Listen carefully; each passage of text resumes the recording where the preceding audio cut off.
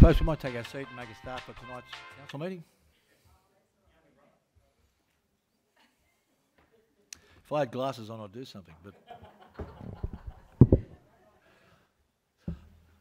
Thank you. Thank you for that comment, Councillor Rowe. It went down like a lead balloon. I welcome all members of the public and the media to the council meeting this evening and remind you that the meeting is being recorded and live streamed. I would ask everyone to please turn all mobile phones to silent mode. Please be aware that a hearing loop is available in the council chamber. Staff members are able to assist you with this at any time during the meeting. Please remain quiet in the audience so that everyone can hear the meeting. Anyone disrupting the meeting may be asked to leave. Tonight you will see that we have 16 reports in open council and 0 in closed council, a transparency rate of 100%. I'll move now to reading of the prayer. I'll just give Councillor Gillich a chance to sit down and get settled.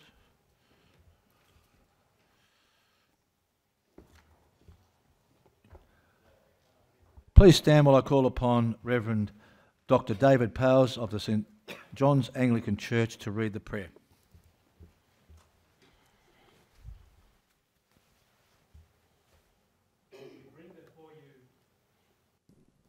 Lord, we bring before you this meeting and all who contribute to its business. May the decisions made this evening serve the greater good of the citizens of the City of Casey. Help those who advise to do so with objectivity and clarity, those who speak to do so with truth and empathy, and those who decide to do so with pure and selfish motivation. We ask for particular wisdom for councillors and officers in the lead up to the Victorian election as they seek to put before the major parties the particular needs of this city and its citizens. We ask a particular blessing on citizens facing special difficulties and challenges at this time, and ask that you will prompt those who exercise power and authority to be mindful of those with little power or authority. Amen. Thank you, David. Please remain standing while I call upon Reverend Deacon Matt Harry from the Casey Multi-Faith Network to read the faith statement.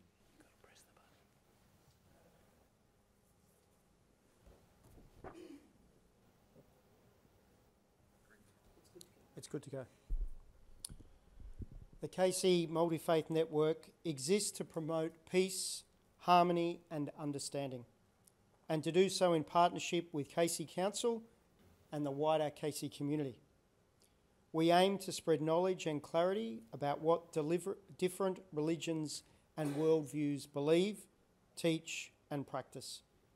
We believe that all members of religions and faiths have the right to peacefully practice and celebrate their own religion in a shared attitude of friendly coexistence and cooperation with all other peoples. Thank you very much, Matt. Please be seated.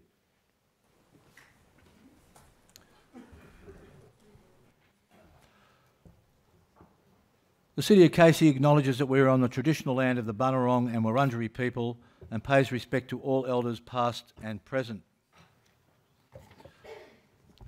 We'll move on to apologies. Are there any apologies for this evening's meeting? Councillor Stapleton? Mr Mayor, not an apology, but Councillor Rosario is on his way. He'll be here very So we won't mark him down as an apology. Thank you very much for that. Are there any other? Are there any apologies for this evening's meeting? No. Suspension of local law. Now I know we have a few items to get through under the suspension of local law. So is there a mover and seconder to move the suspension of local law until I determine to reapply the local law? Moved by Councillor Stapleton, seconded by Councillor Gillich. Is there any dissent? That is carried. It is my great pleasure tonight to, in recognition of their time and contribution to council meetings over the past year, I'd like to invite the following people to receive a certificate of appreciation. And as I call their names, I'd like them to come out and assemble just near the flags where we'll make those presentations and get a photo. Reverend Dr. David Powers, Mrs. Ireland Alfred, we might clap at the end, Ms. Robin Zeddens, JP, Reverend Dr. Alfred John Smith, Pastor Julie Olson, Mrs. Pam Mamooney, OAM, and Ms. Elizabeth Hanley.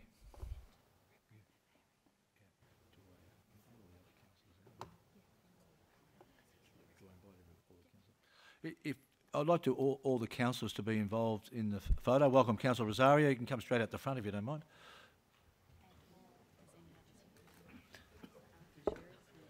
If there are any other readers of the prayer or faith statement tonight, can you please join us out the front? I may have missed one or two. I think I have. Or 4 or 5, maybe. Okay.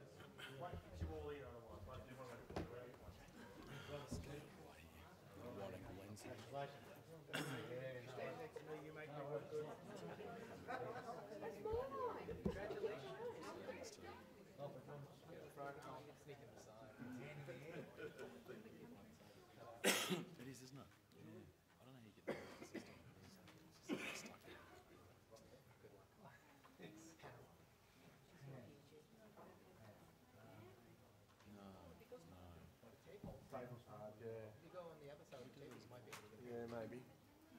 Don't want to get there and then have to come back.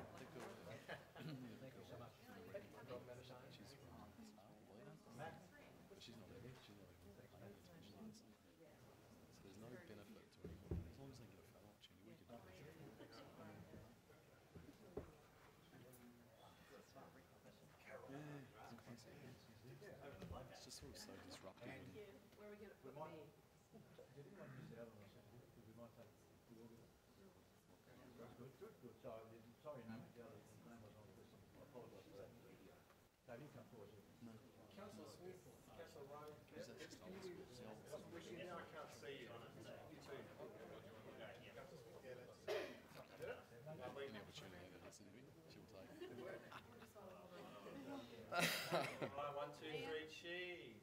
Cheese. Don't stop, we've still got more to do. Smiling. Thank you. Anyone got a photo? Can we do? Good job. Thank you very much.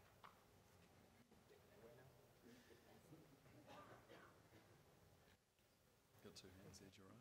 Don't, your expectations aren't too high.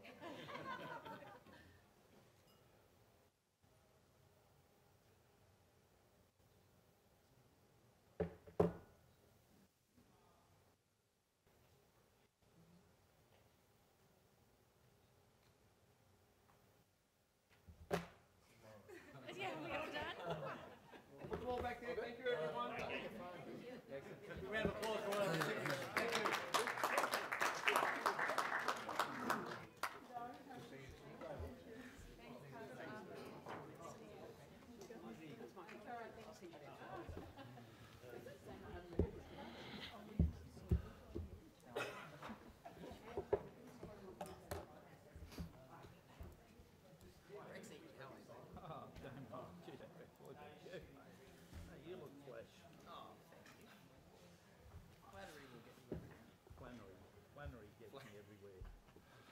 And again, thank you so much to all our recipients who have helped council out by doing their readings throughout the year and being great supporters of the City of Casey. We really appreciate it, and we ask you to keep up the great work. I have on my list now a mayoral presentation. I think, Wayne, have you got something? This is the last council meeting of the year, so not that I want anything, but I think I'm getting something. But Oh, you're getting something, all right. Yeah, Mr. Mayor, at this time of year, it's a little bit of sadness for you, I'm sure, because it's the end of a big year, Right. and a busy year. But one of the jobs that the deputy gets at the end of the year is to present the mayor with their photo book. And I'll go back to mine. I got a photo book when I was mayor 21 years ago. I had to put it together myself. That's how desperate things were. I had to cut out all my own newspaper clippings, and then someone had the bright idea, oh, we'll present it to you. And I thought, yeah, good on you, it's mine. Anyway, so we've certainly come full circle, and it's a really good production. I apologise it has gone around to a few councillors, Mr Mayor, and they've drawn a few rabbit ears and moustaches on there, but that's okay. A little bit of artistic. Can I just say, Mr Mayor, on my behalf, as one of your deputies this year, it's been an honour and a pleasure, and I thank you for the jobs and things that you've passed on to me, which have always been appreciated. But on behalf of the rest of the council, and I'm sure others will speak, thank you for some of the difficult times you've had to lead us through this year. I think mayors in the last few years have had one or two issues that has really challenged them, and you've risen to the challenge in the issues that have come up before you. So on behalf of the rest of the city and of the councils, thank you for that. But I think Councillor Stable and I are going to present this to you. We do that now. Yep.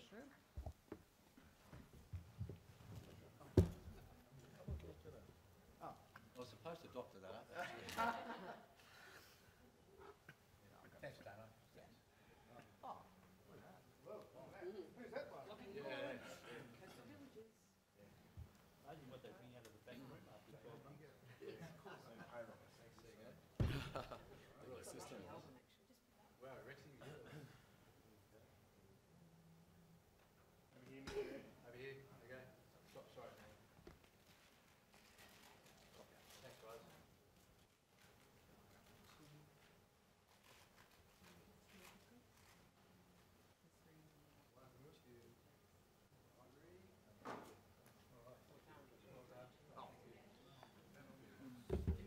Well done, Mr Mayor.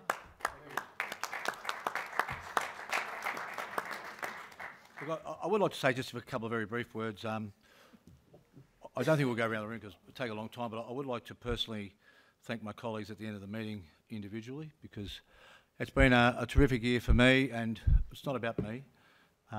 It's about the group, and I've said this before, this particular group, and residents may not know, this particular group already, with the pledges and promises that have been made by both major parties and through building probably the best liaison, I think, with both major political parties in the 10 years I've been here, have achieved the biggest, best outcomes of any group ever in Casey's history, with billions of dollars worth of outcomes that have flow on to residents. And that's why we're here, to get the biggest and best outcomes.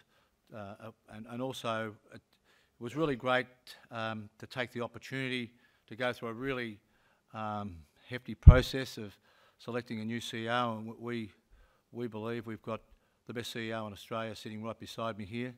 Already he's identified millions of dollars worth of savings. He has some direction and ideas that he's put to us that we haven't been enlightened with before, and we look forward to having a great term with a great CEO with a wealth of experience, not only in local government, but he also ran his own business for quite some time, so he understands what jobs are about, understands what running the business of council is about, and it's all about getting our organisation right, running smoothly with good teamwork, good culture, working as a conduit, I guess, between officers and councillors to produce the best outcomes for this city. And already today we were out at Casey Fields. There was an $18 million announcement out there, and over the last few weeks I've been honoured, along with a lot of ward councillors right throughout the city of Casey, to attend millions and millions of dollars worth of funding from the state government, and also looking forward to that with the federal government, because to keep rates the way they have, and our group's been very conscious of that, we need the funding and co-funding of other levels of government, because our budget's this big compared to theirs that big. So in each of those things I've said that the importance of building a relationship, and Glenn agrees wholeheartedly. He's very well connected with all major parties and politicians to create a situation where every 6 months we touch base with our politicians. And what they've learned from us over the last 3 to 4 months is, if you really want to know something that's going on, come to your local council, because we've got officers that put the work, the evidence, the bus routes, the train lines, the roads, the services, maternal health, you name it. We've got it all under control. They can give them the figures and the facts of what they really should be advocating for. And so hence that relationship will continue to build. And never before have I walked into a room chock-a-block full of Labor people, chock-a-block full of Liberal people, all wanting to listen because they know our officers and our CEO are on top of things, and instead of half-guessing themselves from an office, they come out and they listen to us, and we can tell them exactly, because every councillor around here, all 11 councillors, are very attuned to what's happening in their wards and what the needs are, and they're given to us as a group, to the CEO, and they have been passed on to the state politicians, both those in power at the moment and those in the opposition. And that's the best way of doing business. So that's something I haven't seen at this level ever before. So I'm really feeling proudly about what the group, not me, but what the group has achieved in history. And it's exciting times moving forward with a new CEO who already has identified the way we can work as a team better. I heard Kevin Sheedy once say about footballers, the day you think you can't improve, retire. We're all pretty keen to improve. So I'll finish it on that. You can expect a lot of improvement and a lot of great outcomes in the next 12 months. So thank you, everyone. Thank you. I will talk to councillors individually later because we have some other, I'm not being rude, but we have some other things to get through. Otherwise it'll be a really lengthy meeting, but I will personally shake the hands of all my colleagues who have supported me, and hopefully I've supported them well. You're only as good as the people around you, and I'll leave it at that because it's the group, it's about the group, it's not about me. If you want to win grand finals, you've got to have a good team. So we're kicking goals and we will win a grand final with what over the next 6 months. All good. We'll move on now to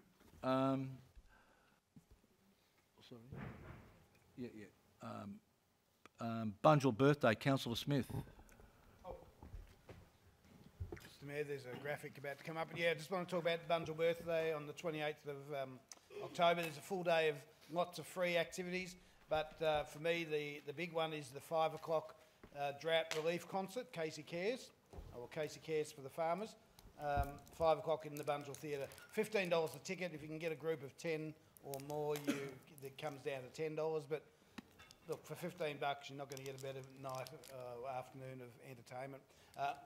Heaps of local performers, but I suppose the two star acts will be Jonathan Welsh, who's an internationally renowned opera singer, who will also be leading the Voices of Casey choir.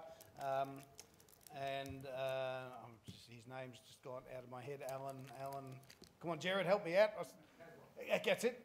Caswell. Never heard of him before until I told him about it. Alan Caswell, who's a very internationally renowned songwriter and performer.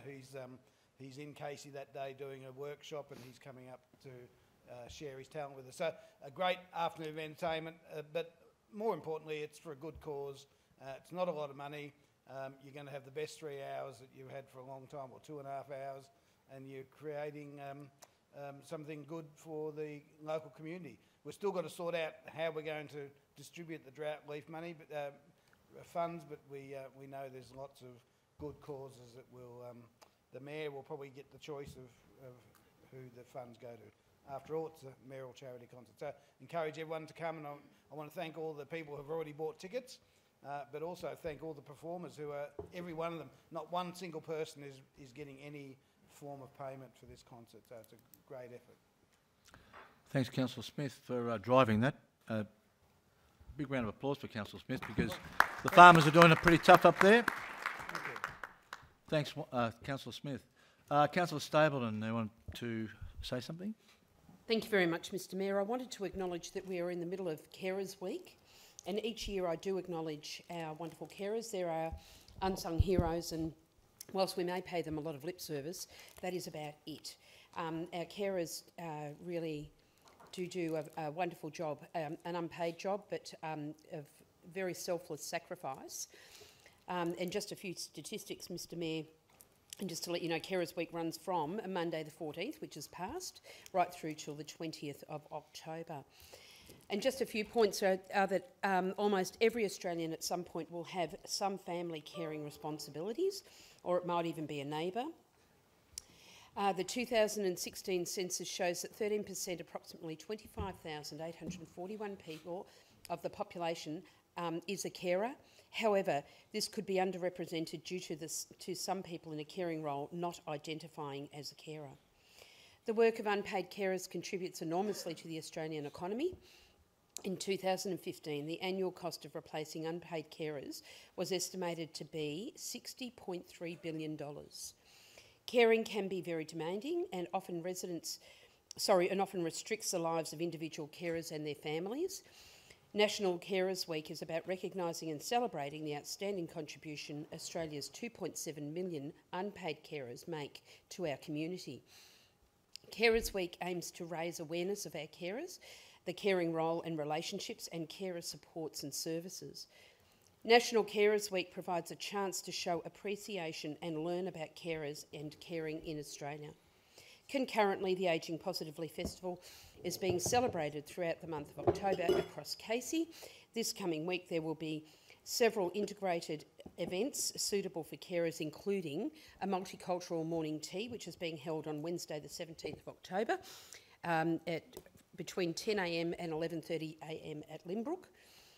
A Be Well workshop on Thursday the 18th of October from 11 a.m. to 12:30 at Narre Warren. A meditation and restoration yoga session on Friday the 19th of October from 10 a.m. to 11 a.m. in Berwick, and a wellness clinic on Saturday the 20th of October from 10 a.m. to 11 a.m. in Berwick. And there's more information on the National Carers, about National Carers Week on the Carers Australia Vic website. And for more information on the Ageing Positively Festival at Casey, go to the Casey website, of which I have the address there. Mr Mayor, just recently we had a Carers Day, which I just love. Councillor Cristani and I were at that event. You kindly asked me to represent you and for Councillor Cristani to MC. It was a fabulous day, I'm sure she would agree. And there were some thoughts about how we could include some real pampering in the next year, which I really look forward to. But I did want to say, as I've said before, no one's immune from becoming a carer. For many of you, you might know that I'm a carer of an adult child with a disability, but have in recent years become a very, very dedicated carer to my two ageing parents who have at times had significant health issues and still continue to do so. So I don't think anyone is immune, and I think it's something that we perhaps don't look for ourselves, but certainly we wish to acknowledge others for their caring role.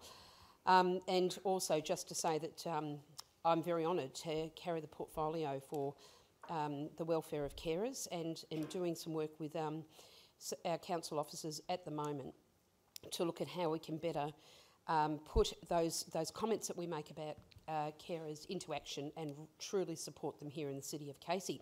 So please watch this space. And Mr Mayor, thank you so much for allowing me to talk about our carers, for honouring them and for making sure that they remain first and foremost in our minds. Thank you.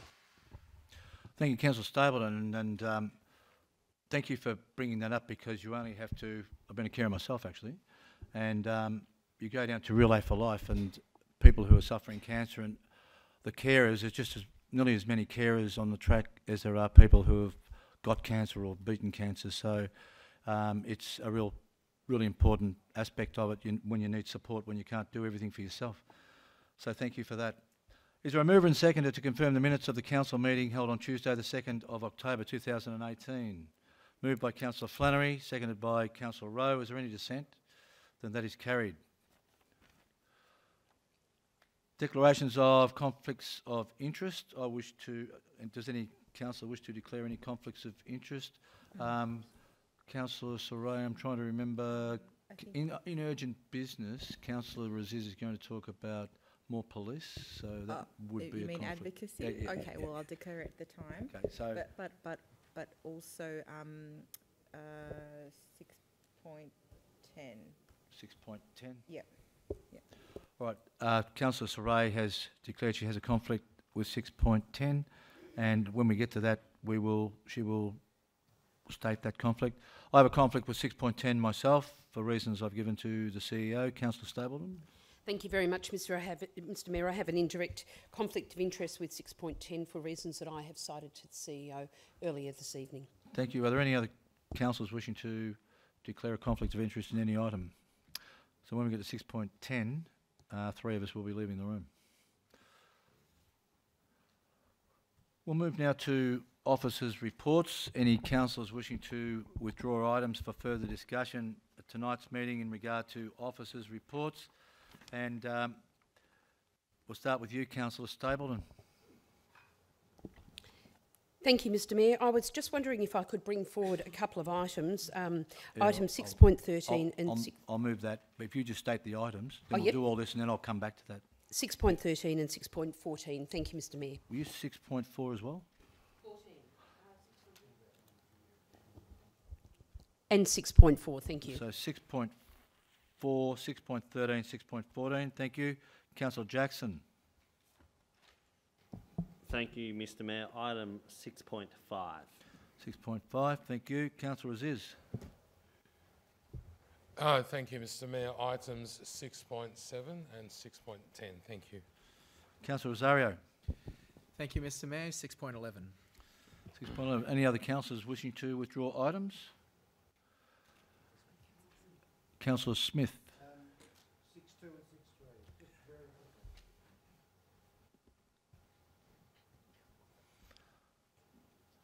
So we have withdrawn for further discussion 6.2, 6.3, 6.4, 6.5, 6.7, 6.10, 6.11, 6.13, 6.14. So as I move and seconded to adopt the recommendations contained in the officers' reports as follows: 6.1, 6.6, 6.8, 6.9, 6.12, 6.15, 6.16. Moved by Councillor Rosario, seconded by Councillor Flannery. Is there any dissent? Then that is carried. We'll now move to public question time. Ms Frost, are there any public questions this evening? Through you, Mr Mayor, there are no questions received. None received. I would like to move that we, because Councillor Stapleton has to leave for personal reasons, that we deal with 6.4, 6.13 and 6.14 firstly. I'll move that. Can I have a seconder, please? Councillor Cristani, is there any dissent? Then that is carried. So we'll start off with you, Councillor Stapleton, 6.4. Thank you, Mr Mayor. This is a very short and simple one. I'd just like to alter the recommendation that we defer this report for a 6-month period, if that's okay with Mr Patty. We'll just get it up firstly, and then I'll ask for a seconder, which will be you. So we'll just get the wording up for 6 months. Okay, are you happy with that? Thank you. Moved by Councillor Stapleton, seconded by Councillor Cristani. Thank you, Mr Mayor, and thank you, Councillor Cristani. Just by way of explanation, I haven't done all my homework on this matter yet, and to have 6 months as a timeline might allow the officers to breathe easy and not feel that they have to follow up, because they've been really diligent in that, and give me time to bring everything together, because I'm dealing with a number of people on this. Okay, is there any dissent on that matter? Then that is carried. Thanks, Callum. We'll move to item 6.13. Councillor Stapleton. Thank you very much, Mr Mayor. I would just like to alter that recommendation slightly, if we'd like to, my fellow councillors know. I'm sorry I haven't explained this to my ward partner yet, but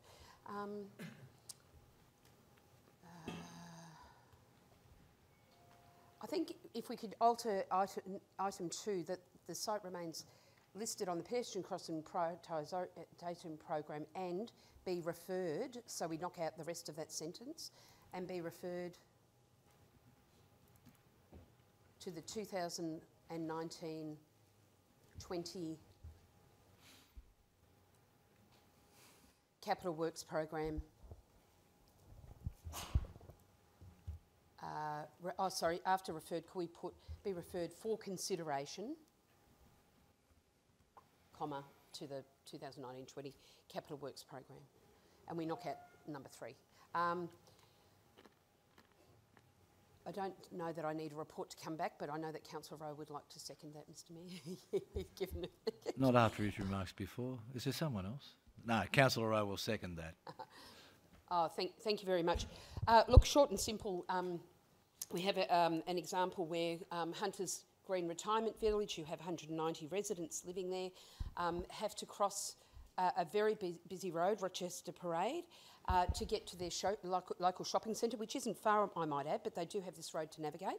And they've had a number of challenges in their area, but certainly this is one of them. And we are talking about potentially the most vulnerable in our community. We're talking about our wonderful seniors who are trying really hard to keep fit, but they need to know that they're safe when they're crossing the road. And we know that down Rochester Parade it's a little bit of a rat run, and certainly cars go flying through there, and if there was a pedestrian crossing it would help enormously. And I guess what triggered this notice of motion in the first instance is that if you look at Salandra Rise, which has a very small road that has a dead end, that has a pedestrian crossing from Salandra Rise Retirement Village through to the community centre there, and rightly so, it should be there, but as it should be with Hunters Green. So I'm going to thank the officers very much for all their hard work, and I feel very strongly that we should be looking at adding this to the Capital Works program, and as do the residents, because by mid next year they're going to have around about 350 residents. There are new units just being constructed, nearly finished.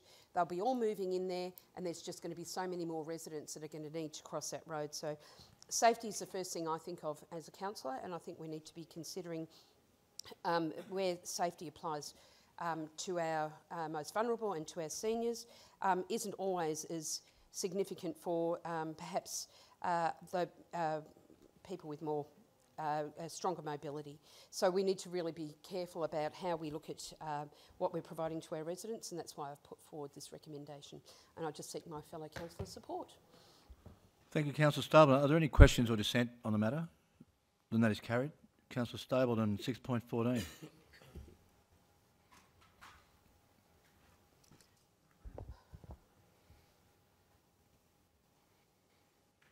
Thank you very much, Mr Mayor. On reflection, Mr Mayor, probably I'm very happy with the recommendation. I do apologise for that. But I would like to take this opportunity to thank the We'll grab a seconder then if you're happy with it. Sorry. Yeah. Sorry. Seconded by Councillor Rowe. Yep. Thank you. Look, Away you go. Thank you, Mr Mayor. Look, I'd like to thank the officers again. They've done a wonderful job, and this has all stemmed from a petition that Councillor Rosario put forward, and we really, really are grateful for students in the area that are really conscientious about safety in their area. So if I could just take this opportunity to thank the officers and Councillor Rosario for raising this issue, and commend this to my fellow councillors. Thank you, Councillor Stapleton. Are there any questions or dissent on the matter? Then that is carried. Thank you. So you are done with all the things that you withdrew, which is good, in case you have to go. Thank you, Mr Mayor. 6.2, Arts and Cultural Advisory Committee. Councillor Smith. Move the recommendation, Mr Mayor. Page 5. Seconded by Councillor Rosario. I'll be very quick. I always pull this out, even I know that all councils have read this diligently and you've made notes and you remembered things, but just to point out a few things, the value of this committee is seen in the minutes in terms of the sort of things they discussed, the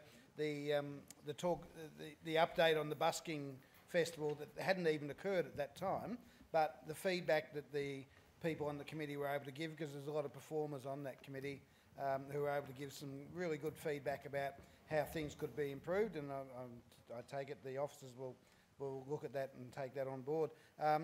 The things like the e-bulletin that the committee, I wasn't there at this meeting, I would have protested before I'd see that one, but I give in to them. They've decided that they support council's desire to fade out the printed version, so we're looking at an e-version which will be able to be downloaded and printed. But these committees, this is not the only one of our advisory committees, but it's really important that we do acknowledge that these committees really do have an impact. They have a passion, they have an interest, they give advice, and I'm really pleased to say that council takes their advice. So even though we don't maybe not always agree with them, that's democracy, and you have these committees because you want their opinion. So I commend them to them. I thank the officers, as always, for their work in relation to this committee and others. Are there any questions or dissent? That is carried. Councillor Smith, back to you. 6.3, Bunjil Place. Again, I'll move the recommendation. Seconded by Councillor Rosario. This is a very important committee, and it's come up at council a number of times, and this is really just putting in place the last person. It's like the trust, I suppose, for Bunjil Place that'll have all sorts of impact in terms of advice, and it is full of quite expert people, and I'll be very humbled to be one of those people on the committee serving with them along with yourself, Mr Mayor. I think our first meeting is in 2 days' time, on Thursday night. I ask Mr McMahon, as always, to give me some fun facts and figures, and I've just lost them. Hang on, give me a sec. Oh my goodness, what have I done? Here we go. Okay, things like, we're still a couple of weeks away from being 12 months old at Bunjil. We've sold 71,500 tickets to events here. That's pretty amazing. Over $2.4 million in ticket sales.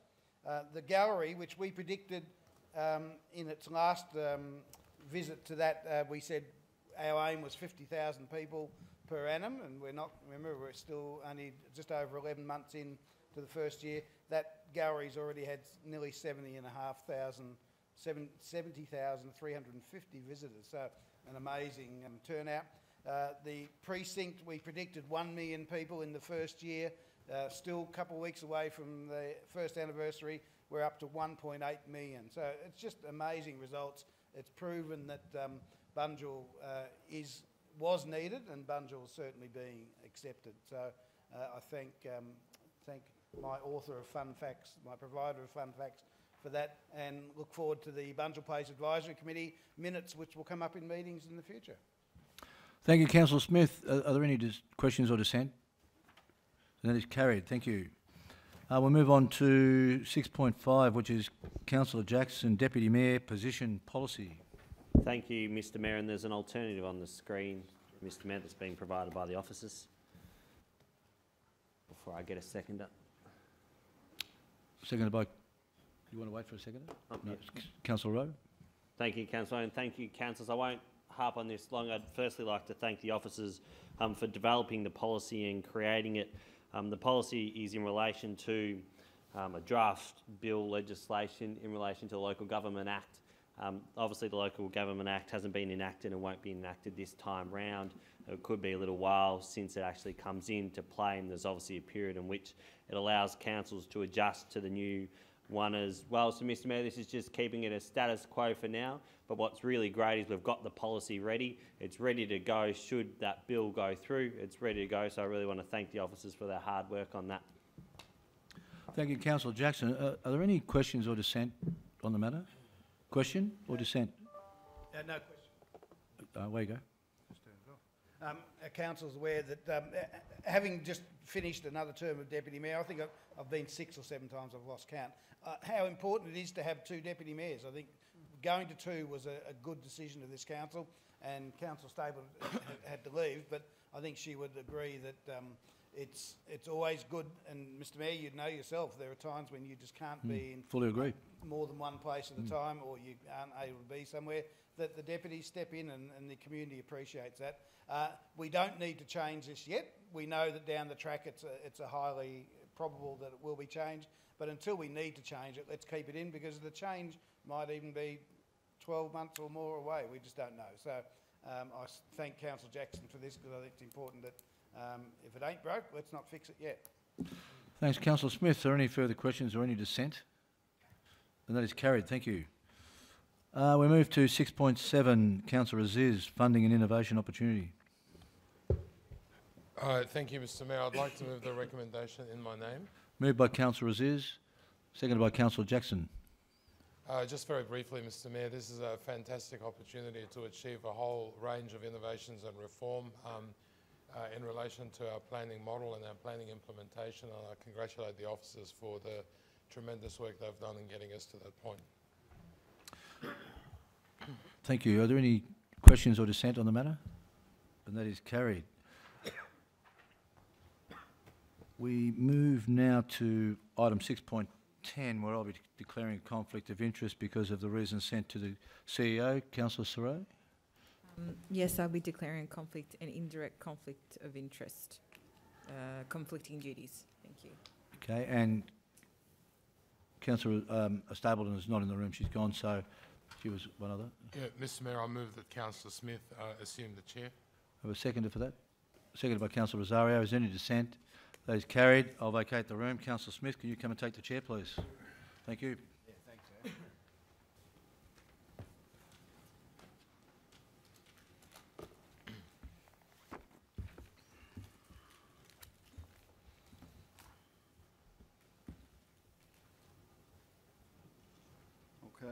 So 610 has been pulled out by Councillor Aziz.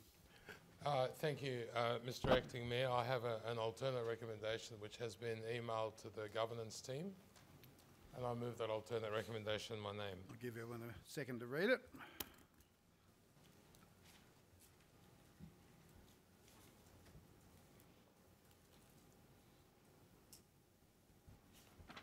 Do we have a seconder? Councillor Cristani, thank you. I'll let you, first of all, maybe ask if there's any dissent. There is, so Councillor Aziz. Thank you very much, Mr Acting Mayor. Deputy Mayor. Mr Deputy Mayor, Acting Mayor. You're Acting Mayor on this occasion.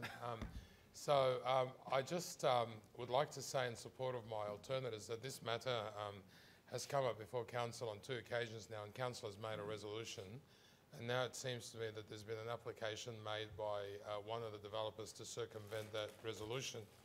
And so I just want to say a few things, because I'm not keen to go into a long, protracted debate, because I think we've had many of those around the chamber in relation to this issue. But the reality is, Mr Acting Mayor, is that there's been fresh data provided by the Residents Action Group, which demonstrates that this year alone there has been 7 accidents. Let me repeat that. 7 accidents in 2018 alone at that intersection. And so if Council allows the deferral that's been sought by the developer, then basically what we are allowing is 44 further residential lots to go ahead, a site for a school to go ahead, at the only entrance and exit point for that particular estate.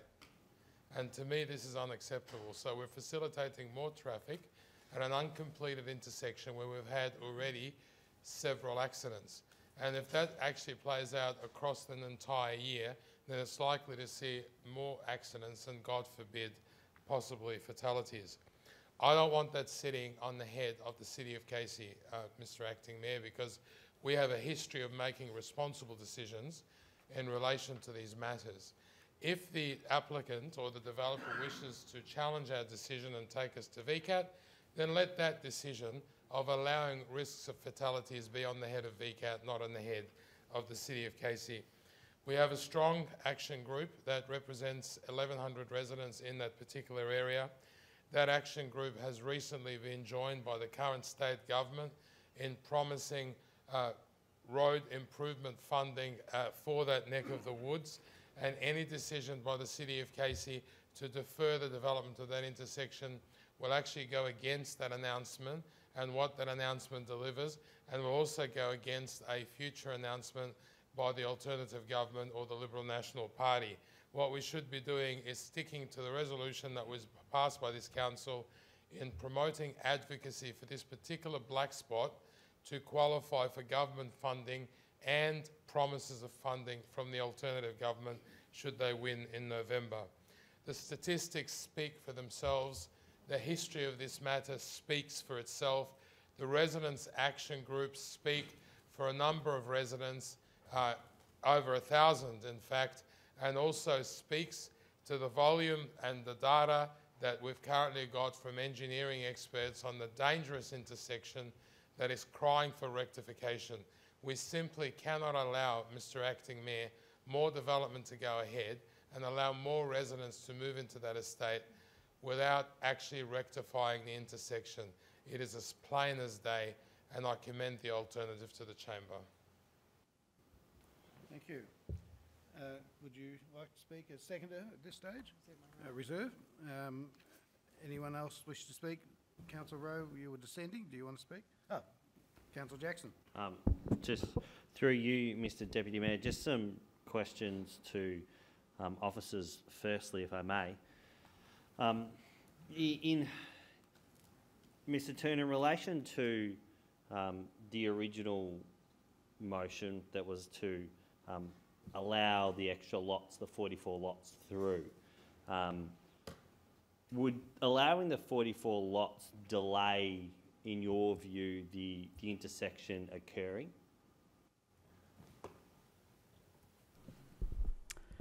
Thank you, through you, Mr Chairman. The recommendation tonight provides that the interim H3 intersection is delivered by the end of 2019, next year. And obviously there's a number of things that need to occur before the delivery is completed, including detailed design, approvals, contract, and then the actual implementation. Refusing the recommendation tonight does not advance the delivery date for the intersection. In fact, it creates a level of uncertainty, I suppose, from the developer's point of view in terms of their response to that decision. So I suppose just to reinforce, the recommendation will deliver that intersection by the end of 2019, having regard to the steps that need to occur in advance of that completion. Thank you, Mr. Turner. And just a couple of more that I've jotted away. I understand the traffic engineers have had a look at this intersection. Would the 44 lots create, under our guidelines, a traffic engineering requirement for that intersection to be hurried along or done? Thank you, through you, Mr. Chairman. The secondary consent request has been reviewed by Vic Roads, Council's engineers, and the applicants have also submitted a report from GTA Consultants. As part of that, those three traffic engineers' consideration, they've also had regard to the traffics group report that was submitted through the Residents Action Group. The advantage that this estate has is that it has alternate access out onto Evans Road to the east and also to the north through Duff Street. In fact, the developers of this estate, Dackland, are in the process of delivering duplication of Evans Road and the delivery of 2 intersections at a cost of in the order of $8.5 million. So the traffic engineering assessment has had regard to those facts and are satisfied that those alternate routes are in place, and there is no traffic engineering reason that would prevent approval of this consent being given. Thank you, Mr. Turner. And just one last one before I talk. Sorry, Mr. Deputy Mayor. Currently, with those 44 lots, there'd be no access on that H3 intersection until it was done anyway. Is that right? Their current access is up Duff Road or onto Evans Road, not onto Hall. Through you, Mr. Chairman, correct. The Dackland site does not at this stage have direct access onto Hall Road, so H3 would be the conduit by which that direct access is enabled. Thank you, Mr. Turner, and thank you, Mr. Deputy Mayor. Mr. Deputy Mayor, like Councillors is, I know we've approached. Sorry. Mr. Acting Mayor, once Councillor Jackson has concluded his debate, I'd like to ask Mr. Turner a couple of questions myself. Thank you. Thank you, Mr. Deputy Mayor. Mr. Deputy Mayor, I'll be relatively quick. As Councillors is alluded to, it's been a subject that's been before Council before, and I don't tend to harp on the point. But as I see it, I sort of see it in a couple of ways. Firstly, the intersection will be delivered at the same time that it would should we follow the officer's recommendation. It still needs to obtain a planning permit, they still need to commence the works, and then they still need to do it. So by allowing these extra lots, and also, and really in particular, not about the extra lots, Mr. Deputy Mayor, but also it allows the sale of land to the government for a future school there. So by allowing it out now, we actually allow the government to buy the land and to start planning and putting the school in place for future children that are going to be in that area. So currently they don't have access to Hall Road, they have access to Evans Road. Access to Hall Road will occur once the H3 is done anyway. All it does, in my view, is basically delays a local school being built and delays 44 people their homes. That's how I see it. And so I think we should, that's why my dissent and why I would be following the officer's recommendations in this matter. Councillor Aziz. I'll actually wait on my questions, Mr. Acting Mayor, until Councillor Rowe speaks. Okay. Councillor Rowe. Thank you, Mr. Mayor, and I'd like to start by referring back to previous motions. And the effect of the previous motions was that not to stop DACLAN from applying through the offices. What it did was in fact remove the delegation that our officers have for every other developer in the Shire of Cranbourne. And that delegation is to determine, under the rules of subdivision that have been set out under the PSP and under the guidelines of VicRoads and everybody else, our officers have the delegation, except in this particular subdivision. And we removed, or the council removed, we didn't, not all of us, that by removing or moving the motion that was passed last time, took that delegation away and meant that they had to, the applicants had to refer back via the officers, complete their negotiations, which they'd already completed previously, have the officers review that, seek third-party endorsement, third-party review of those requests, and then the step that has been enforced, and not to bypass anything, was to come back to council, because that is what is allowed under the legislation. And it's our officers that would normally do this work for us and make those decisions. On 2 occasions, the officers have recommended that the application was not unusual. That in fact, the subdivision to the south has been granted a number of similar concessions. The same developer to the south has exactly the same trigger on their planning permit, which says when they enter stage 3 of their subdivision, that will also trigger their liability and their responsibility to develop H3 intersection. I believe, and perhaps the officers can confirm, that in fact they're very close to triggering stage 3. Is that closer than they were? Thank you. Through you, Mr. Chairman. The planning permit for the estate to the south requires, correct, as you've stated, Councillor Rowe, that they must deliver that intersection before statement of compliance is issued for stage 3. There is one site, a stage 4A can occur before that occurs, and then stage 3 is the next point of progress for the developers to the south. Just by way of further question, how did the change of sequence occur for this developer? Through you, Mr. Chairman, the permit to the south likewise provides the ability for the applicant to ask for consent approvals for changes in sequencing, and that has occurred both through council approval but also VicRoads approval in terms of the changes of sequencing that occurs for that developer. And those decisions were made by the officers under delegated authority from council? Correct. So what's happened to the south isn't good enough to happen to the north. They're both responsible for the same stretch of road, the same intersection. And if I may... Sorry, Councillor Rowe, we just need additional time. Councillor Crestani, how long? 2 minutes. Just to ask another question in relation to the accidents in Hall Road. Given that the intersection doesn't exist, and given that the only intersection that does exist in the vicinity of this area is a temporary intersection constructed by the developer to the south, and who are now under obligation to close that dangerous intersection, and it has not yet been done. Is that in fact the case?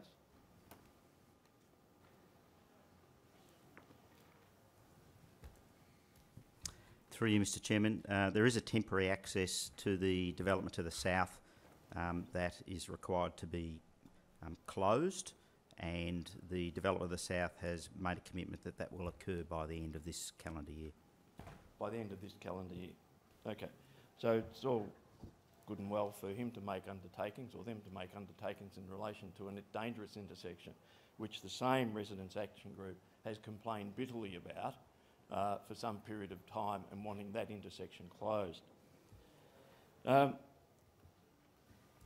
So therefore we've established there are no intersections H3 at which any accidents have occurred because it doesn't exist. We have established that we have 2 alternate exits which have been constructed, and I think they're signalised at least one of them, for alternate access from this particular estate. So the release of those 44 lots, the release of the school super site, is not going to change the flow of traffic on Hall Road at all. That has been established by officers answering questions. So one would have to ask, what is the real reason behind this? Is there some clandestine thing being undertaken? Is there some reason why these officers... Point of order. Yes, your point of order, Councillor Aziz. Inappropriate language. We are acting, Mr Acting Chairman, Mr Acting Mayor, on a letter from a community residents group that represent 1,100 people. It's very unhelpful for Councillor Rowe to be throwing these allegations around because, believe me, I can throw them right back at him. I'm just bigger than that. I'll rule in your favour, Councillor Rowe. If you've got some specific allegations, I'd be happy for you to raise them. No, Mr Mayor, I won't air those in public. Well, I'm sorry, that's unacceptable. I don't understand what he means by that. So he either puts them on the table, and we're all big enough and ugly enough to accept whatever he's going to say, although I'm sure he's got nothing to say, or he withdraws and apologises, Mr Acting Mayor. Councillor Rowe, you prepared to withdraw? I don't think I said anything offensive. Okay. I was asking a question. Okay. I just look, I will accept that. I'm not going to force an apology, but I just. Can I ask a question then? Yes. Yeah. Mr Acting Mayor, I wonder if there are some clandestine matters at play which are causing Councillor Rowe to put the safety of residents behind developers' profits. Thank you. Okay. I'll leave it at that. Let's move on, please. Oh, I'm so wounded, Councillor Aziz. You're such a big man. And so you should be. Well, not like you, mate. Let's keep going. And we can start talking about other things if you like. But, Mr. Point of order, Mr Mayor. We can do this all night. We can do this all night. And Councillor Rowe's attempt to cast aspersions on honourable people in this chamber is not going to be helpful to the debate. Can I remind Councillor Rowe there's actually lives at risk here? And, you know, I can play his game. It's very easy for me. And he has seldom been able to defeat my arguments on this matter and many other matters for that matter. So I don't really want to go down that road. Yep. So can I ask him to direct him to be civil, Mr Acting Mayor, please? I will simply reiterate that if there's accusations to be made, if you wish to make them, but no innuendo, please. Thank you, Mr Mayor. We have proven that there is no intersection, that the potential intersection is to be constructed under Vic Road's guidelines and design, which is yet to be completed, that will take several months to do, that there is no likelihood of this intersection being completed before the second half of next year, and that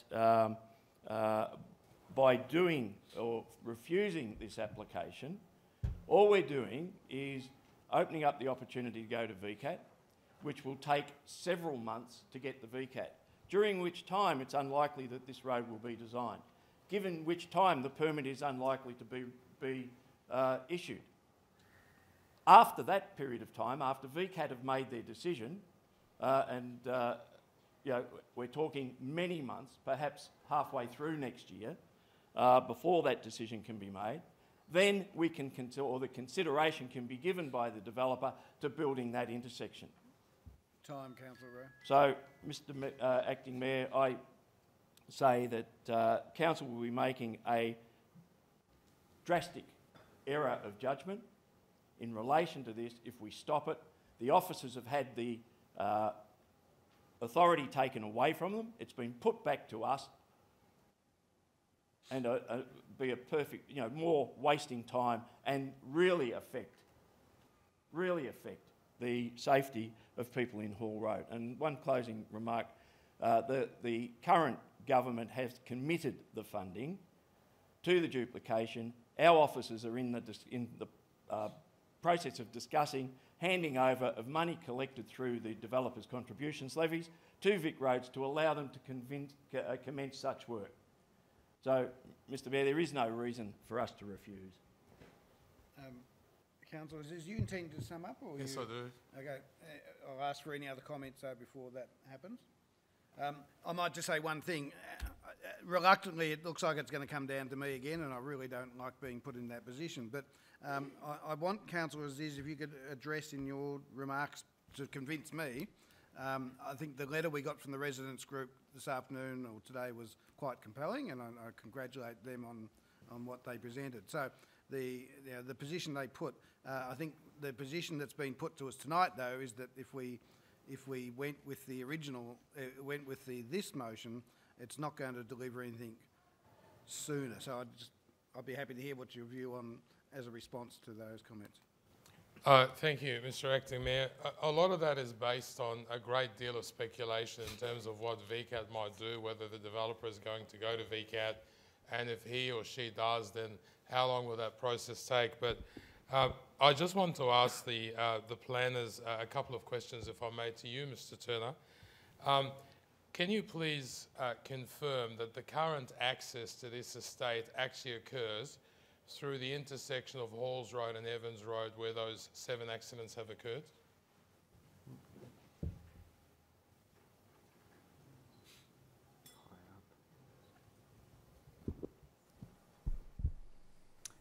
Thank you, through you, Mr Chairman.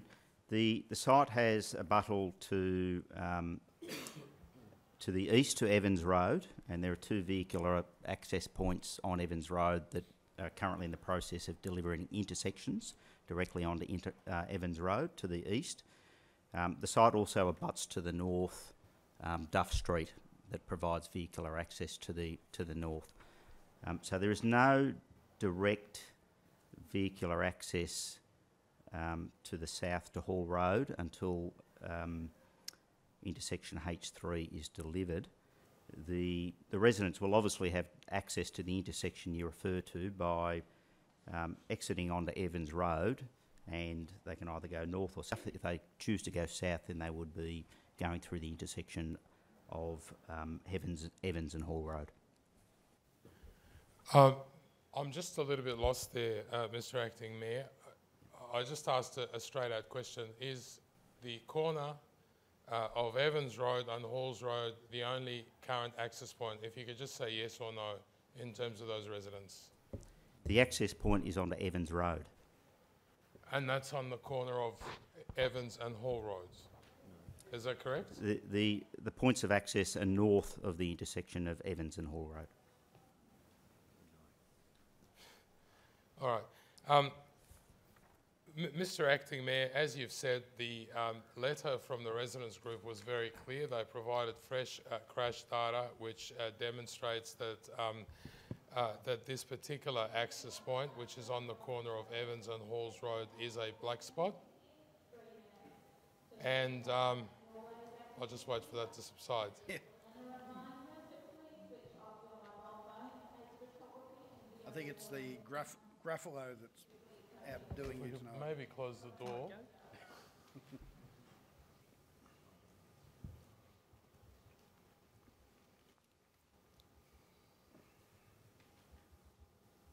And so there's a great deal of speculation, Mr Acting Mayor, as to what VCAT might do, but the reality is Council has made a decision on 2 previous occasions to support the accelerated delivery of this intersection in the interest of community safety. The residents group have written to us highlighting exactly what those safety issues are. The delivery of more lots, particularly not just the 44 residential lots, but also the 2 very large medium density lots will create additional traffic pressures on that entire estate.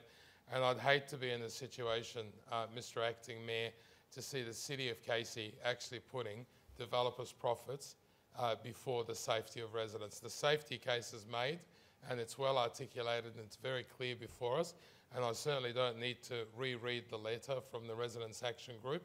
they've made their case and they've made it adequately well. Now, if VCAT wants to make this decision, then let it be on their head, not ours. The City of Casey has always prided itself on delivering excellent safety outcomes for the community. In fact, there is an urgent business that I'm about to put up tonight in relation to safety matters. Admittedly not traffic matters, but nevertheless safety matters, and that is our track record, and I'd hate to see us deviate again from that tonight. The reality is that this is a departure from our previous decision, and it's not an acceptable one because it places the safety of residents at risk, notwithstanding what's been argued tonight, because it's been based on a lot of speculation. Thank you, Councillor Aziz. I'm going to put that to the vote. We'll do it with a show of hands. All those in favour of the modified motion? All those against? I'll declare that carried on my casting vote. Thank you, everyone.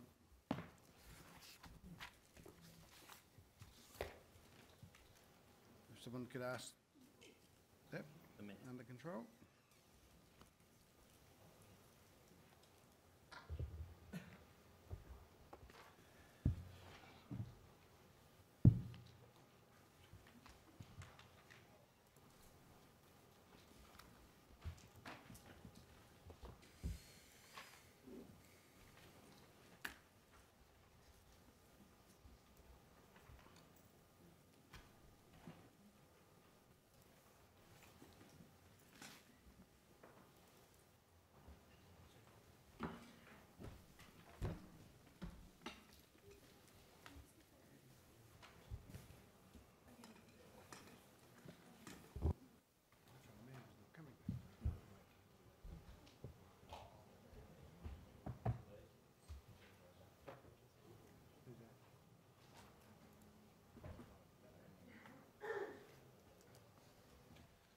All right.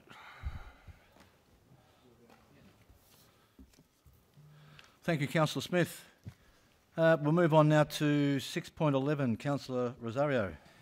Thank you, Mr. Mayor. I'd like to move that in my name, please. Seconded by Councillor Smith. Thank you, Councillor Smith, and thank you, Mr. Mayor. I'll be very brief on this one. This item draws to a conclusion a long-running petition by a young schoolgirl named Joanna, who first started and wrote to council and did her research on the safety around St. Francis de Sales Primary School. And we said it back then, and I'll still say it now, that the leadership shown by our young people today was very inspiring, and 3 other students also wrote in with their own research and case about safety initiatives around that area, as well as Councillor Stapin mentioned earlier, in the Mayfield ward as well. So that Councillor Stapleton and Councillor Rowe support. So with that said, Mr. Mayor, I'm really glad to see that from that, the officers have discovered that there are quite a lot of pedestrians who come through. I believe the number here shows 452 pedestrians and 13 cyclists who go through the crossing there, the zebra crossing, sometime between 6 a.m. and 8 p.m.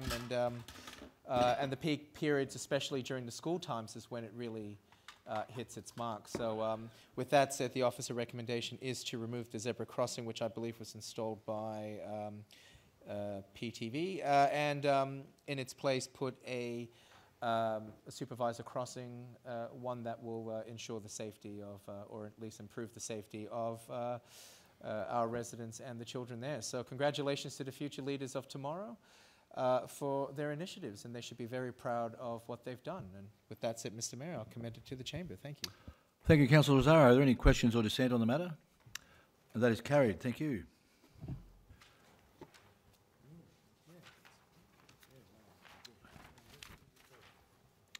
We'll move on to consideration of officers' reports. Is there a mover and seconder to receive and note the record of the Assembly of Councillors? Moved by myself, seconded by Councillor Flannery. Is there any dissent? That is carried. Is there a mover and seconder to receive and note the minutes of the Planning Committee meeting held on Tuesday the 9th of October? Moved by Councillor Jackson, seconded by Councillor Flannery. Is there any dissent? That is carried. Are there any petitions for this evening? No. We'll move on to urgent business. Are there any items of urgent business? Councillor Aziz. Why is it urgent? Thank you. It's urgent because it relates to community safety. Moved by myself that it be admitted as urgent, seconded by Councillor Flannery. Is there any dissent that it be not moved into urgent business? That is carried. Thank you, Mr. Mayor. I move the following, that following the ongoing spate of horrific home invasions in the city of Casey, the latest of which occurred only yesterday to a resident in Narre Warren South, that council write I have to declare it when he says it. to the Minister for Police. We'll wait till he finishes. Excuse me, Mr. Mayor, I have to declare now that it's a Yep, you do. advocacy to the Minister for indirect conflict of interest, conflicting duties for being a candidate in the state election. Thank you. I'll just ask you to hold while till Councillor Saray's out of the room.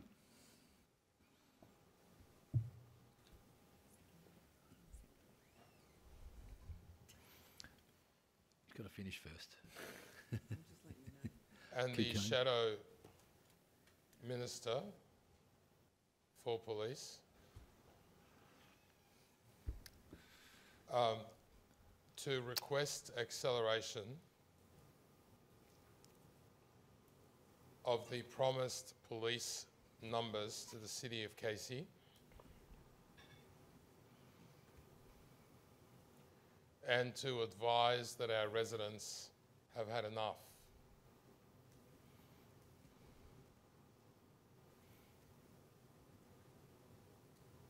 Full stop. The Minister and her shadow should also be made aware. Do you mean Shadow Minister or just her shadow when the sun's shining? I guess both, really. Okay. So I'm sure that if her shadow realised what home invasions were taking place, that too would run away. Okay. So the Minister and her counterpart, rather than shadow, on the opposite side, should also be made aware that Casey continues to be a community under siege, and that nothing appears to have changed since 2016.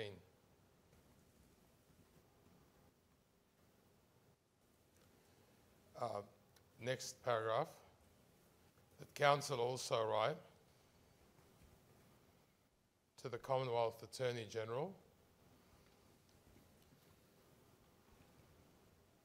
to seek advice on what progress has been made in relation to enforcing the law against youth gangs, and in particular the residency status of people who engage in crime against Australian residents and citizens whilst they're awaiting a visa outcome for settlement into Australia.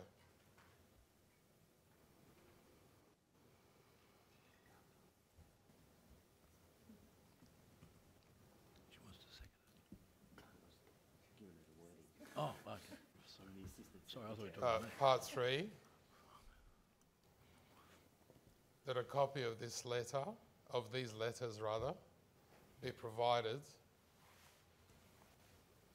to all current sitting federal and state members of Parliament,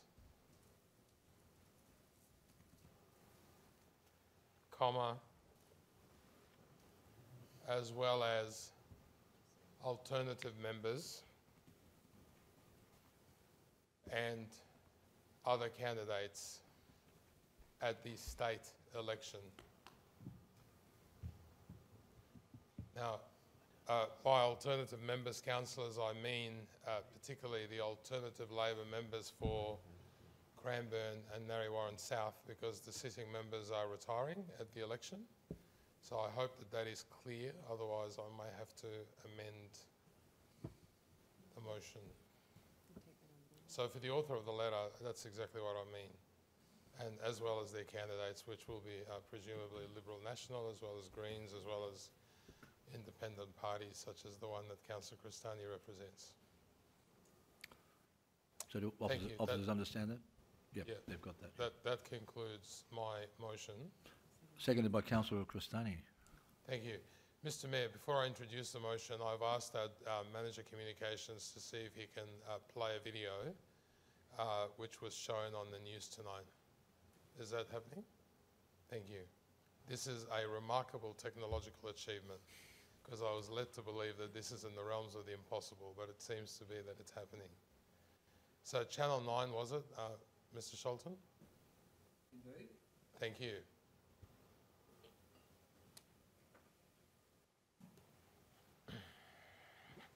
Before returning to take his car while he was recovering in hospital, David McGregor thought he was going to be killed as the intruders held him down and beat him.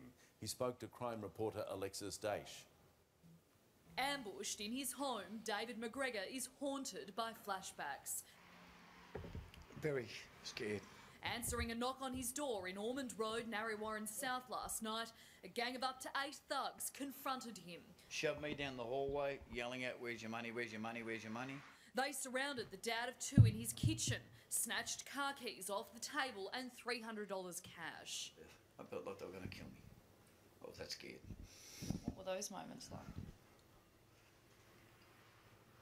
Pretty much what I'm feeling now. Scared. Fragile. They had me down like that, had me in this position where I copped something on the back of the head. And I think he's come up behind me and it's gone. Bang! He also copped a boot to the face and a blow to the side. While in hospital, the brutes returned, stealing his treasured Holden Commodore he bought only 3 weeks ago. I just put a $3,000 stereo in it, which was literally the volume that I wanted, which ain't deafening loud, but it is deafening loud if you crank it. Just hours after stealing David's new car, police spotted it here in Burke Road, Malvern East, about 3:15 this morning. The officers did a U-turn in their vehicle to get a better look at it, but at that moment the thieves took off at speed. We're looking for a group of 6 to 8 males that are between 16 to 20 years of age and we believe African in appearance. Police found the car dumped nearby this afternoon. No arrests have been made. David now wants to leave Narre Warren. I don't blame them for leaving their country to come here to have a better life. But have the better life. Don't try and steal from other people to make your life better. It doesn't work. Alexis Daish, 9 News. Well, Mr Mayor, what can I say? To see one of our residents like this, clearly tough as nails, break down because of the trauma of the experience motivates, I'm sure, each and every one of us to keep pleading to government to provide more police to the City of Casey. During my mayoral year in 2016, we introduced the 5-point plan, and that included not only advocating for more police, but also calling for a state federal police task force to look at youth crime and youth gangs. It called for the courts to impose the law and impose tougher sentences on those that are caught and prosecuted. It called for a cancellation of visas to those who engage in crime against their fellow residents while they're still awaiting the outcomes of their visas. And it also called for the community to get together and basically try and ensure that, as this amazing man said, you know, have the better life. Don't steal from other people to make your life better, because it's not just the act of theft occurring, but of course the lingering psychological and psychiatric trauma that occurs. I mean, you saw it all on the video, and that's why I wanted it played. The answer has to be right now, more police. We got 20 police members about a year ago. It's not enough. Casey is growing now at a rate of 13,000 residents per year, Mr Mayor. That is a lot of new residents in new estates where there may be inadequate lighting, and where there's a lot of mums or dads alone at home at all times of the day, and especially at night. And I'd hate to think what our residents are thinking tonight watching this television footage which appeared on Channel 9 just today. It's a disgraceful situation. It can't allow it to be continued, and I can't say it often enough, we need more police. Thank you. Thank you, Councillor. Is there any questions or dissent on the matter? Councillor Cristani. Thank you. Mr Mayor, can you hear me okay? Use the other one. Thanks. Thank you, Mr Mayor. I'll just be brief, but it is in Are You Aware? I know we're not going to do too many of those, but I just want to congratulate Councillor Aziz, because this is extremely important that we keep this on the radar. And I just want to touch on something. Just like Councillor Aziz came to this country, my father came to this country, and my in-laws came to this country and worked hard. Most new migrants do work hard. They do come and contribute. We're talking about a very small number of people. So I do think that it needs to be addressed, and I congratulate Councillor Aziz on doing that. Thank you. Thanks, Councillor Cristani. Councillor Flannery. Thank you, Mr Mayor. I just want to be in full support of Councillor Aziz's recommendation. Look, the days of leaving your back doors open and your front doors open and going down the street are well and truly gone. Today we live in a society where we are a multicultural society. 99% of the residents are fantastic. You know, the young people are fantastic, and you know, we go to all events with young people, and you know, they're model citizens. But you know, you get this 1% that think that they can go out and steal and bash people up, but they do it in groups, which then becomes cowardly. And to attack a resident who only lives around the corner from where I've got a house is deplorable. We've seen on the last few weeks about Casey Council being in the news for the citizens of Casey and Lynbrook, and now in Ormond Road. I think it's you know, the policing has to be stepped up. As I said, we're probably one of the fastest growing municipalities in the whole of Victoria, maybe Australia. But these cowards have got to be brought to justice, and until you start, you know, putting on, sending people back home to where they come from or whatever, you know, I mean, you get called a racist. You try and calm it down by saying that, you know, what do we do? You know, the thing is, people get slapped on the wrist. Hopefully, they become model citizens, but you know, it's just got to stop, and people are getting sick of it. And you know, I know we're only councillors and we're not state government or federal government, but you know, the time for action is now. And as I said, you know, bring the police down here, get us more policing, and hopefully we can resolve the issue of people breaking and entering and stealing people's property. But to Councillor Aziz, well done. Thanks, Councillor Flannery. Councillor Rosario, are you aware? Yes, Mr Mayor, and mine's a very brief one. And the Are You Aware relates to, number one, I fully support what Councillor Aziz has done here and his passion for this, because what he said is exactly right. More police is needed, especially for a city of our size. But the other thing I want to mention, and also as a member of Casey Neighbourhood Watch, is let's look out for each other as well. So we can get more police, and we need more police, but the police alone can't see and do everything. We need to also look out for each other in the community and to work with the police to ensure that people like that who did such a horrific thing to this individual, that it never happens, because we look out for each other. Thank you. Thank you, Councillor Rosario. And while we're on Neighbourhood Watch, we all wish Rob Ward, who's very heavily involved in Neighbourhood Watch, a speedy recovery from some surgery in hospital. So hopefully he's back on his feet, fit and well in the near future. But I think, Councillor Aziz, you've touched on a nerve that everybody's very emotional about and everybody's passionate about. So well done. Thank you. Are there any questions or dissent on the matter? Then that is carried. Councillor Smith, you had an item of urgent business. Mr Mayor, it's urgent. It's an issue in relation to community safety. Moved by Councillor Smith, seconded by Councillor Rosario. Any dissent? That is carried into urgent business. Mr Mayor, it's in relation to recent community safety concerns in Lynbrook, so I would be happy to have some assistance with some wording if anyone's got any ideas. But I think to start off, that in light of recent... Can I just ask you, are you advocating the state government in any way? Oh, yes. No, you're right.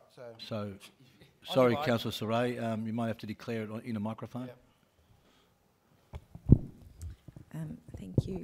I have an indirect conflict of interest, conflicting duties for being a political candidate. Thank you. Don't take this personally, Councillor Saray. Two in a row. Yeah, we'll just wait until Councillor Saray is out of the room, please.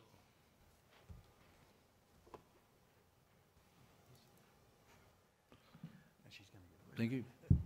Thank you, Mr Mayor. So the wording would be, and again, I'm happy to have interruptions with some suggestions. That in light of recent extensive media coverage of gatherings of youth in Lynbrook, maybe in brackets in Banjo Patterson Park and Lynbrook Railway Station,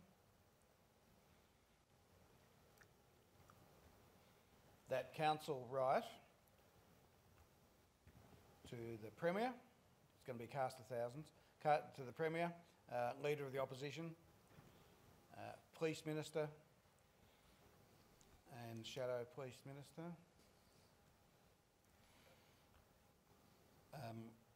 Members of Parliament for Lyndhurst and Narre Warren South, because I believe they're the two. No, Cranbourne, sorry. Member of Parliament for Cranbourne, I should say, not Lyndhurst. Apologies. So Cranbourne and Narre Warren South. So you can take out Lyndhurst. I'm going back a few years before when it was Lyndhurst. And opposition candidates in the upcoming election for those seats.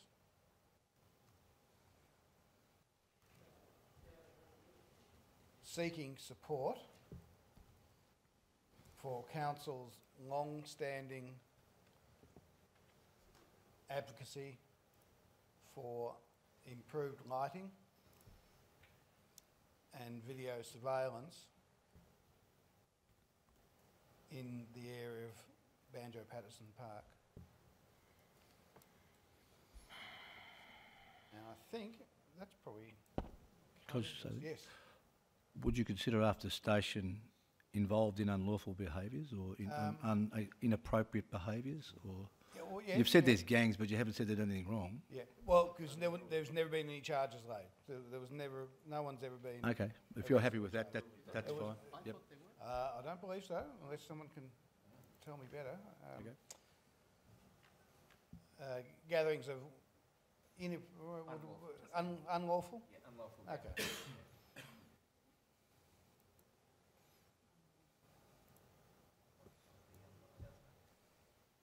Yep. If everyone thinks that's okay, I'm happy to speak to it. How is a gathering unlawful? That's what I mean. What I'm saying is unlawful behaviours. Yeah. Yeah, that's what I'm saying. The resident who rang me, I'll just speak loud. He said that... What's that one? Is that work? Sorry, hello.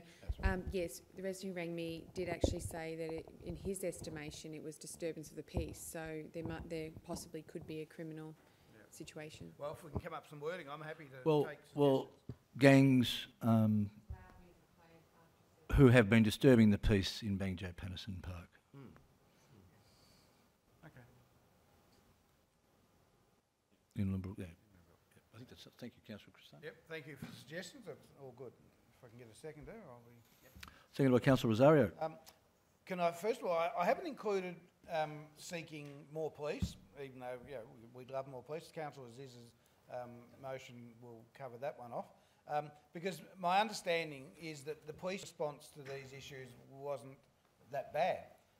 I know for the first one, I was on Facebook following the activities because it was very well known something was going down, and there were dozens of police cars in Lynbrook that evening in a response to that, and I believe for the second similarly.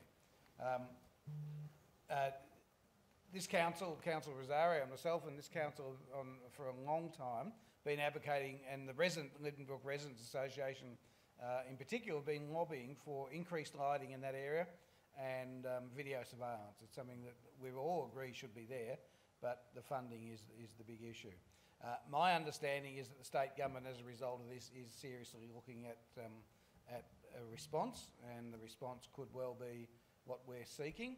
I think what we're doing is covering all bases. Let's make it official, a request for them to act on this, and in the event of a change of government, let's have a potential new government on side as well. There's no doubt, Lynbrook's quite a peaceful suburb. I chose Lynbrook, as everyone else that lives there, because it is a very green, leafy suburb,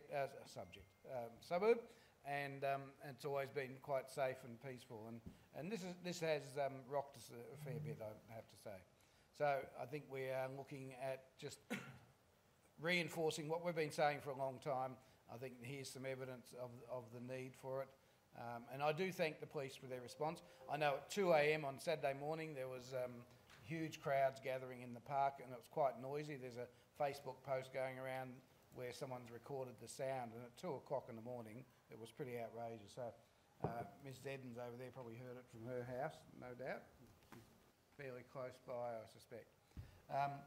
So, Council, I commend this to you. I think it's just more advocacy that being an election period, obviously it's opportune time as well, but my understanding is that the government is, and the Police Minister is quite serious that something has to be done to address it. Councillor Rosario. Thank you, Mr Mayor. This is an Are You Aware? And in addition to what Councillor Smith has said, and rightly so, and we were approached by various community members across a recent large event in Lynbrook, the Lantern Festival. Yeah, the concern around this is great. And in particular, what Councillor Smith was referring to is River Red Gum Place, which is, Mr Mayor, and you've been there, you've seen this before as well. It's a long stretch of car park that leads to our family and community centre, and that's a very black spot where you can't see what's going on in that park, even from the houses that are nearby, and it's not very well lit. We have reports of people smashing the light globes in the street lights so that it goes pitch black so they can get away with whatever they're doing. My understanding is, and I'm happy to be corrected if I'm wrong, but there was a very recent announcement by the opposition for funding to put some CCTV cameras and other community safety initiatives into that park. I believe the Liberal candidate was telling me about that, Anne-Marie Hermans. And that's a great thing, but I support Councillor Smith in what he said. Both sides of government have to come together and they have to support this. And I will also say in finality, Mr Mayor, that the group of people who came down to Lynbrook were not locals, but in fact from the other side of the city. That's very disappointing when you've got groups of people coming from the other side of the city to come down this way, out of their way to come and trash our home and what we care about and look after the most. And with that said, Mr Mayor, I'll actually like to foreshadow something in relation to this, if I may. Thank you. Foreshadowing something else when this gets up? Yes, okay. Thank you. Are there any further questions or dissent on the matter? And that is carried. Councillor Rosario, you want to foreshadow? Yeah, thank you, Mr Mayor. I'm actually going to foreshadow. Do I have to give the reason for? Yeah, why is it urgent? Yeah, okay. So, and it's urgent because it's in relation to this, but also in relation to an audit by Victoria safety, Police. is it? Yeah, it's safety. It's a matter of safety. It's a further motion. Yeah. It's a further motion. It's a foreshadowed one. So, do you just want me to jump into wording? Well, or tell you a bit about let's it? have a mover that it be admitted into urgent business. Moved by yourself, seconded by Councillor Smith. Is there any dissent? Then that is admitted into urgent business. Over you. Thank you, Mr Mayor. So the wording is, and I'm happy to take advice from officers if this is already underway, but from the recent discussion just on the weekend with Victoria Police, and then I'll put some wording in place, so sorry, hold the line for a second. They mentioned that in order for that particular area we just discussed, River Red Gum Place, to have more credibility behind it, that the police do audits. And they can check the area, they can do their assessments against their guidelines and be able to provide a report that gives a lot more credibility and substance towards this particular case. I'm just wondering, and maybe through you, Mr. Mayor, to... You're asking for a larger police presence in the area? No, I'm actually asking for an audit by Victoria Police into that particular area. Just wondering, Ms. Bell, have we initiated one? Because from what Victoria Police told me on the weekend, they're not aware, the officer that I spoke to was not aware that there was an audit or has been an audit in the past. I'm just wondering. Through you, Mr. Mayor, I'm not aware of an audit being conducted recently at Banjo Patterson Park. However, we can request that the police consider undertaking a safety audit on behalf of council. And that's exactly what I'd like to motion, Mr. Mayor, and it's very simply that's the case right there. Well, we'll put the words up. Would you like to recommend those words again, please? You said it so well. Like that council write to the local police area commander seeking assistance to undertake a safety audit at Banjo Patterson Park. Okay. Thank you, and that's all we... Well said. Thank you very much. That's We'll get a second. makes me look good. Thank you very much. Are do we you need happy a with that? report to come back to council? No, we can talk about it offline, can Are we? you happy with that recommendation? Yeah, no, it's very Seconded simple. by Councillor Smith. Thank you very much, Councillor Smith. And I don't need to speak to it, Mr. Mayor. I think we've said enough on this, and I think you get the idea, and I commend that to the chamber. Thank you. Thank you. Are there any questions or dissent on the matter? That is carried. Ladies and gentlemen, Councillor Jackson was going to pull out some... Is Councillor Saray being recorded? Oh, sorry, yes. Can we... Thank you. Can you ask her to come back in? You're not advocating, are you, Tim?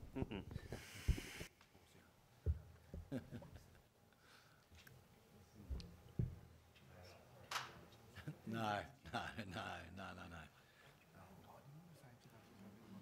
Ladies and gentlemen, Councillor Jackson did indicate that he wanted to acknowledge a special friend that wasn't here before but is here now. So is there a move and seconder to move the suspension of local law until I determine to reapply the local law? Moved by Councillor Flannery, seconded by Councillor Rowe. Is there any dissent? That is carried. Over to you, Councillor Jackson. Thank you. Thank you, Mr. Mayor. Mr. Mayor, I'd like to acknowledge the relationship between Casey Council and Federation Uni. It's a relationship that Council's been working on for quite a while, and a history that we know that Federation Uni came in and saved the campus and ensured that locals could study degrees here in our local area. Mr. Mayor, I'm pleased that recently Holly, one of our managers of governance, presented to the university through this collaboration, and I had the fortunate luck today to present in my legal role on negligence and some practical applications to the university students who were doing a Bachelor of Business today, but torts law was part of it. Mr. Mayor, but what has really come out of it, and I'd like to acknowledge Andy Thomas, who's in the room tonight. Stand up, Andy, so we can see. Round of applause for Andy. Thanks for attending, Andy. What it's done, Mr. Mayor, did he speak okay today? Yes. Oh. What it's done, Mr. Mayor, is not only further strengthen the relationship between Federation Uni and Casey Council, but it's got locals, and Andy is a local studying a Bachelor of Business here in Casey, so he's local, able to study locally. But it's, engaged them in council. Engage them in potentially running and really getting involved in our community and council. So I think I want to commend the officers. I know they've worked tremendously hard on this relationship with Federation Uni and council, and I want to thank Andy for taking the time for coming tonight and seeing how council works. And I know he was here after Holly's lecture as well, so we might have send someone every week so we get Andy along every week. Thank you, Mr. Mayor. Yeah. Thanks very much, Councillor Jackson. And Andy, you are welcome anytime, please. Ladies and gentlemen, I wish to reapply the local law. Ladies and gentlemen, that concludes our meeting for this evening. Thank you for attending, and the next meeting's on November the 8th, after the Thursday, not the Tuesday, because of the Melbourne Cup. Thank you. Oh, there is a special council meeting on the 29th. Yeah.